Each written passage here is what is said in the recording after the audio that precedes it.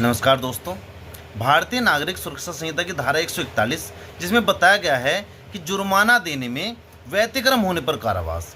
इसकी उपधारा 5 में बताया गया है कि सेशन न्यायाधीश उपधारा 2 या उपधारा 4 के अधीन उसके समक्ष रखी गई किसी कार्रवाई को स्वविवेकानुसार अपर सेशन न्यायाधीश को अंतरित कर सकता है और ऐसे अंतरण पर ऐसा अपर सेशन न्यायाधीश ऐसी कार्रवाई के बारे में इस धारा के अधीन सेशन न्यायाधीश की शक्तियों का प्रयोग कर सकता है। आइए अब उपधारा 5 को विस्तार से जान लेते हैं। देखिए, उपधारा 5 मुख्य रूप से न्यायालय की प्रशासनिक शक्तियों और मामलों के स्थानांतरण से संबंधित है।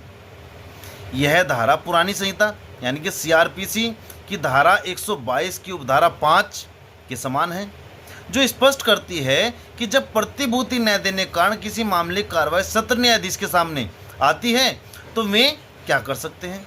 इसके लिए मैं आपको एक छोटा सा उदाहरण समझा देना चाह रहा हूँ, जिससे उपधारा 5 आपको बिल्कुल क्लियर हो जाएगी।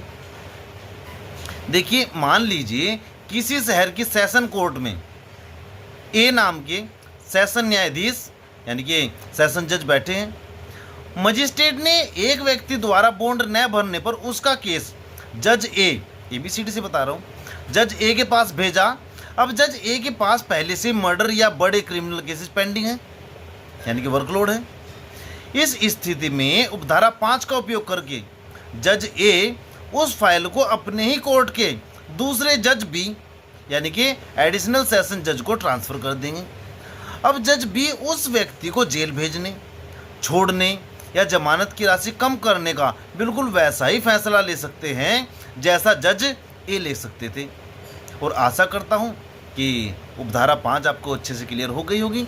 और ऐसी इंटरेस्टिंग वीडियो देखने के लिए मेरे YouTube channel Sandeep Kumar LLB वाला को सब्सक्राइब करें, लाइक करें और ज़्यादा से ज़्यादा शेयर करें। धन्यवाद। शुभ रात्रि।